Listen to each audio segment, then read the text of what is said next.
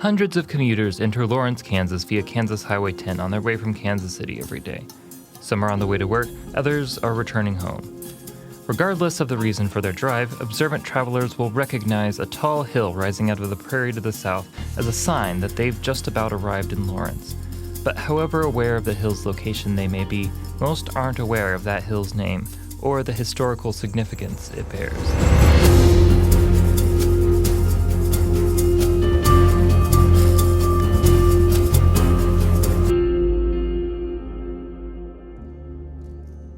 We placed our signal as agreed on the Blue Mound, an elevation in sight of the residence of our Indian hunters, to let them know we had passed.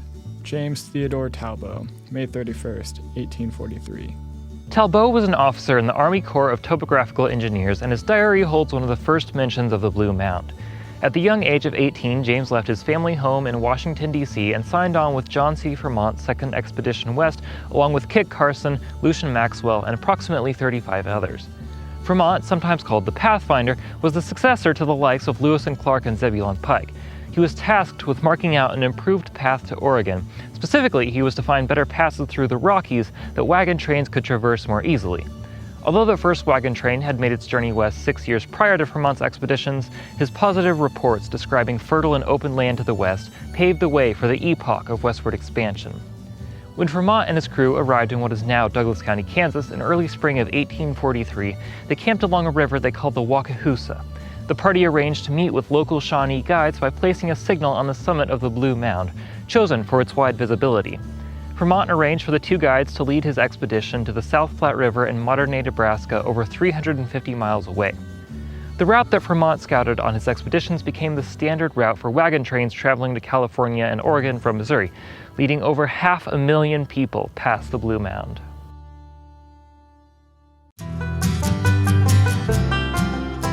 The prairie near the stream assumes a bluff appearance, which viewed from a distance looks like regular small mountains. One to the right of the road near our camp attracted particular attention, and a number of our company made the ascent to the summit, from which they attained a grand view of the surrounding country. Samuel Rutherford Dundas, May 1st, 1849. For travelers like Dundas, the Blue Mound was the first natural landmark along their trail.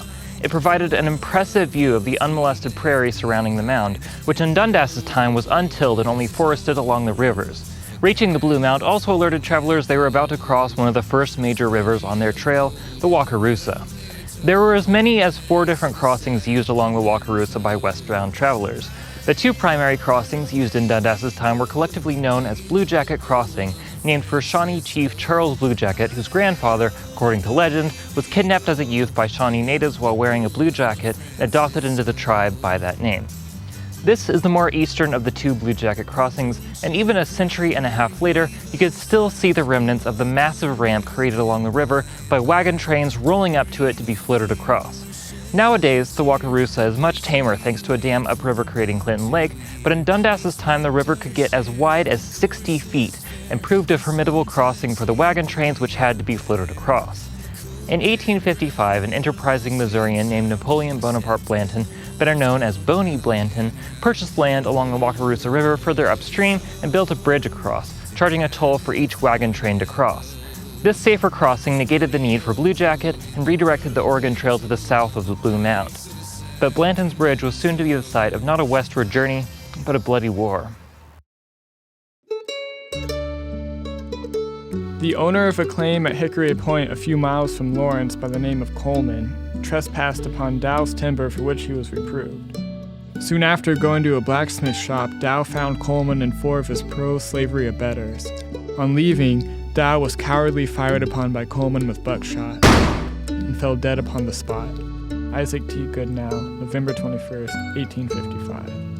Goodnow was describing the murder of abolitionist Charles Dow by pro-slavery Franklin Coleman over a land dispute at Hickory Point. Although the murder started as a land dispute, it was not in that way, as Coleman and Dow were on opposite sides of the slavery debate in the middle of a political powder keg. Coleman fled to Missouri and blamed the murder on a soft-spoken neighbor of Dow, Jacob Branson. Territorial Governor of Kansas, Wilson Shannon, approved the arrest of Branson, and Douglas County Sheriff Samuel J. Jones was issued a warrant to execute.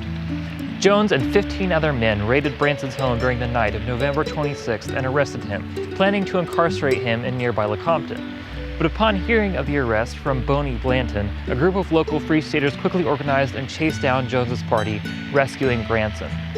Angered at the apparent denial of the law, around 1,500 Missourians organized and broke into the Army Arsenal in Liberty, Missouri for arms, then headed for Lawrence. In the meantime, Lawrence citizens organized a militia of around 800 men to defend the town, including famed abolitionist John Brown and his sons. Despite the large gathering of armed troops, only a single man died in the so-called Wakarusa War. Thomas Barber, an immigrant from Indiana, was shot dead by a pro-slavery agitator while on the road to Lawrence to aid in its defense. The Missourians continued to camp in the Wakarusa Bottoms until December, when Kansas Governor Wilson Shannon brokered a peace treaty which was signed by both sides on December 8, 1855. But the troubles in Kansas were far from over.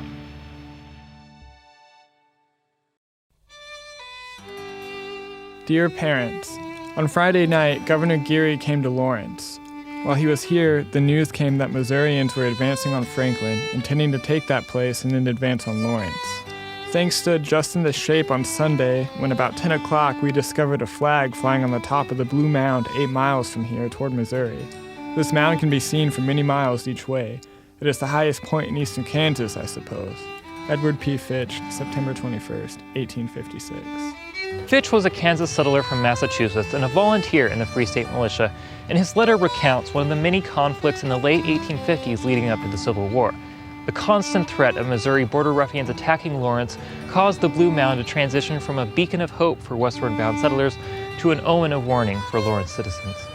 Lookouts were placed on the mound, which had an impressive view of the surrounding prairie, to watch for advancing enemies. They were given a flag to signal the approach of any threats. Despite the constant threats, Lawrence survived untouched for nearly 7 years.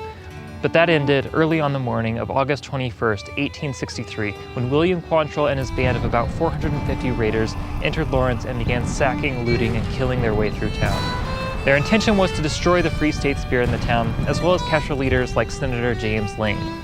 Upon hearing of the attack, Major Preston B. Plum immediately mustered his troops to respond.